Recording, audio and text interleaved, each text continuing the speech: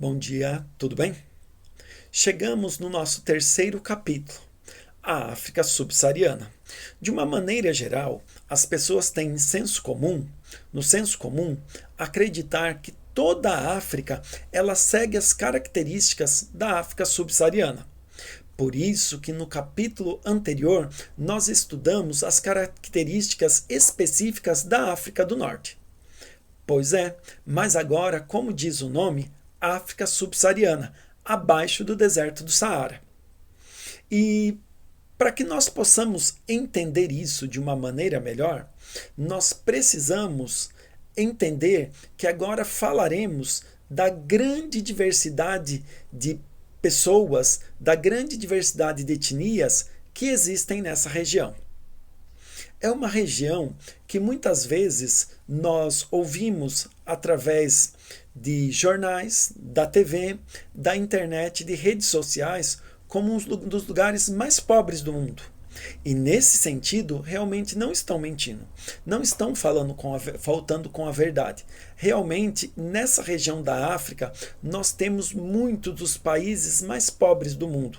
Países com uma dificuldade tremenda naquilo que se chama IDH, Índice de Desenvolvimento Humano. E só que algo que nós precisamos entender é que nessa região que é a subsaariana, quando nós dizemos a África Negra, que seria a África subsaariana, é uma África também de muita biodiversidade. Por que uma grande biodiversidade? Porque nem só de regiões desérticas vive a África, mas a África nós temos muitas florestas, nós temos a savana. Pois é, aquela vegetação muito parecida com o nosso cerrado. Mas nós temos grandes etnias, né? E nós poderíamos citar os Hutus, os Bantus, os Tutsis, os Pigmeus. Então, toda essa dificuldade, entre outros aí, né? Porque teriam ainda muitas outras culturas ali.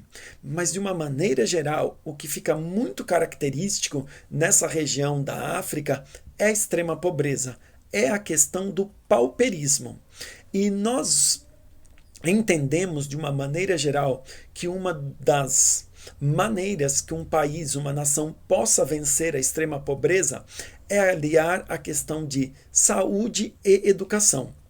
Pois é, nós temos algumas coisas muito sérias quando nós falamos de saúde e educação.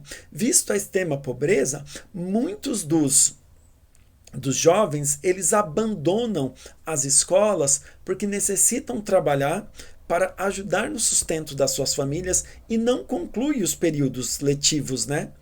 Acontece também, nós temos uma dificuldade tremenda quando nós falamos a respeito de saúde. Nós temos doenças que, de uma maneira geral, no mundo, apesar de assustarem, mas já existem tratamentos específicos, campanhas específicas, nós ainda temos dentro dessa África subsaariana. A questão relacionada à AIDS, a questão relacionada à malária, até mesmo há algum tempo o ebola que matou milhares de pessoas.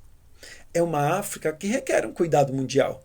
É uma África que precisa ser olhada com mais carinho pelos governantes de todo o mundo, pelas Nações Unidas. É uma África que carece de pessoas que venham fazer a diferença e possam possibilitar às nações um desenvolvimento.